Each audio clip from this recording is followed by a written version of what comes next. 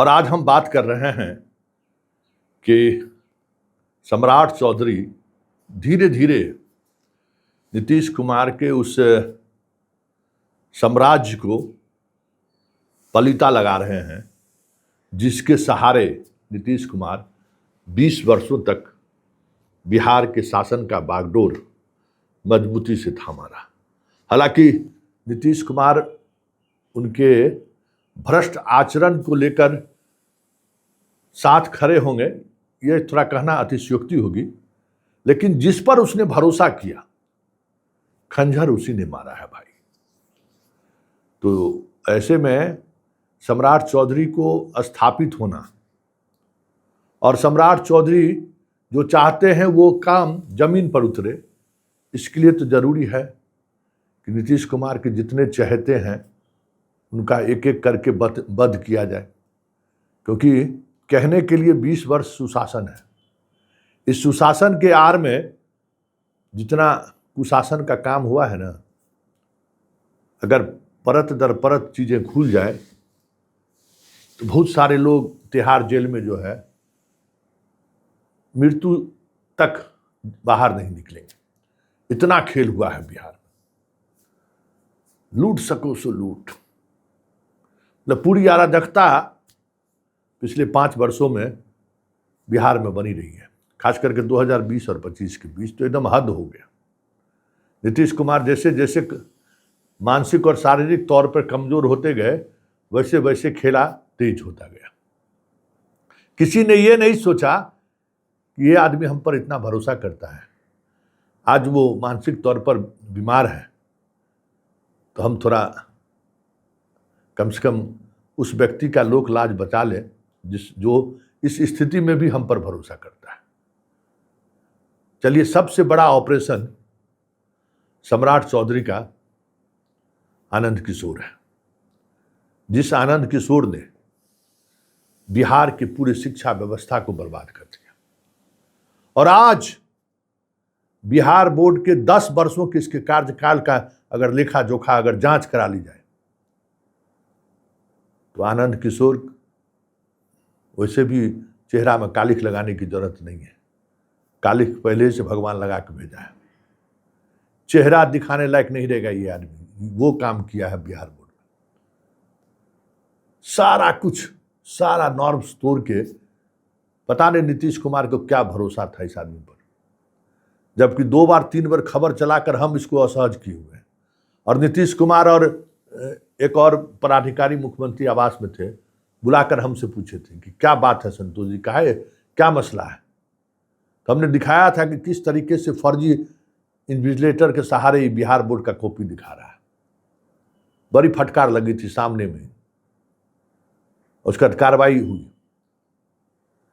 पूरा भरोसा करते थे नीतीश कुमार, और उस भरोसे पर खड़े उतरने के लिए इस आदमी ने पूरे परीक्षा सिस्टम को ही बदल दिया। पूरा ऑब्जेक्टिव क्वेश्चन का जो बिहार के छात्रों का रीड था, लॉन्ग क्वेश्चन लिखने का, सब खत्म कर दिया इस आदमी ने। पूरी परीक्षा को सिस्टम क्या, यहां भी हम CBSE जैसा नंबर बच्चों को आएगा, मुख्यमंत्री खुश रहेंगे। क्या खुश रहेंगे? पिछले 10 वर्षों से जब से ये जनाब बिहार विद्यालय परीक्षा समिति का अध्यक्ष है, 10 वर्षों के अंतराल में आप देख लीजिए इनका टॉपर कहाँ है, इनका टॉपर कहाँ है देख लीजिए। हाजीपुर वाली एक्सपोज हो गया इन्हीं के शासनकाल में ना। तो इससे बहुत सारे टॉपर हैं जो चाय दुकानदार की बेटी रही, चाय आज भी चाय ही बेच रही। कोई दरोगा, कोई इंजीनियर, डॉक्टर नहीं बन पाया इनका टॉपर। वो कोचिंग खोलेगी गरीबों को पढ़ाने के लिए। इस बार तो रिजल्टो जारी नहीं किए कि क्या को इनका ITN हुआ, और उस कोचिंग के आड़ में करोड़ों करोड़ रुपया फैकल्टी को इन्होंने बांटा है। बेटा इनका पढ़ रहा है, समझ गए ना। इस आदमी ने जितना इस स्टेट को नुकसान पहुंचाया है, बहुत कम लोग ऐसा नुकसान पहुंचाया होगा। और हमको तो आश्चर्य लगता है कि नीतीश कुमार का भरोसा इस पर कैसे हो गया, क्योंकि ये तो प्रोबेशन पीरियड से ही कलाकार थे। हजारीबाग में इनका प्रोबेशन पीरियड था, एक IPS और एक IAS। एक आनंद किशोर है, एक अनिल यादव, 2 लोग वहाँ प्रोबेशन पीरियड पे थे, और हमारे दीपक बॉस वहाँ डीएम थे। क्या खेला हुआ हजारीबाग में जरा पता करिएगा। मतलब ट्रेनिंग पीरियड से ही आदमी कलाकार है, लेकिन नीतीश कुमार का भरोसा जीत लिया भाई। पता नहीं नीतीश कुमार क्या लगा, और इसलिए ये ऑपरेशन सम्राट चौधरी का ये ऑपरेशन सबसे बड़ा ऑपरेशन और इस प्रदेश के हित का ऑपरेशन है। रवि और चंद्रशेखर से सारे अतिरिक्त प्रभार ले लिया जाना स्वाभाविक है, वो भी सीएम के करीब थे नीतीश कुमार के, लेकिन काम करने वाले अधिकारी के लोग तो, लेकिन अतिरिक्त प्रभार लेकर संकेत उन्होंने दे दिया है कि भाई अब धीरे धीरे चीजें बदलनी है। और सम्राट को देख के ना, इस बार भी 2 ज्यादा को डीएम बनाया है, क्या करेगा भाई?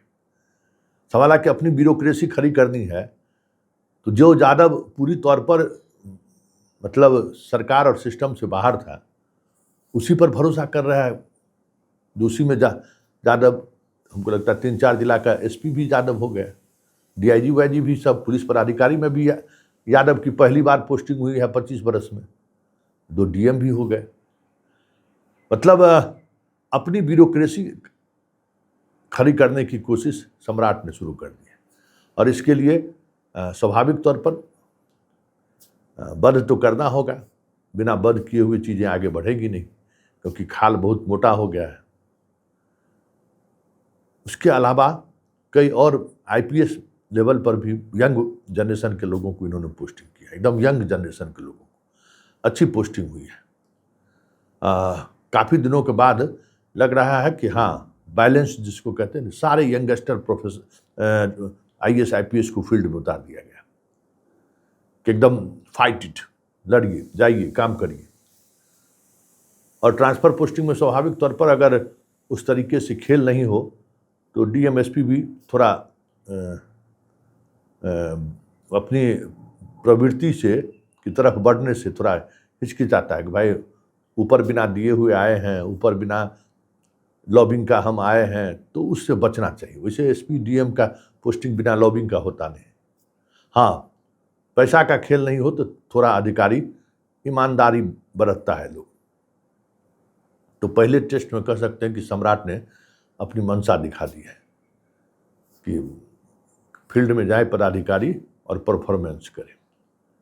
महाधिवक्ता बदले ही गए, वो भी एक बड़ा विकेट था पीके साई का। हम लोग जब से सरकार को देख रहे हैं, जब कभी भी मुख्यमंत्री का ओथ होता था तो फिर महाधिवक्ता सरकार किसी की भी बने, अपने मुख्यमंत्री क्यों नहीं कंटिन्यू कर, इस्तीफा देते थे, फिर कैबिनेट से बनाए जाते थे। लेकिन 2025 में ये चीज़ें नहीं देखने को मिली। इस बार चुनाव से जीते फिर भी पीके साई इस्तीफा नहीं दिए, नीतीश कुमार शपथ लिए, बने रहे, सम्राट चौधरी बने रहे, तब भी इस्तीफा नहीं दिए भाई। और अब कैबिनेट में, और जानते हैं नीतीश कुमार से कैबिनेट में इन लोगों ने पास कर दिया कि लॉ डिपार्टमेंट से अलग होगा महाधिवक्ता का कार्यालय। भाई बताइए, तो कैबिनेट से इसको खारिज किया गया है।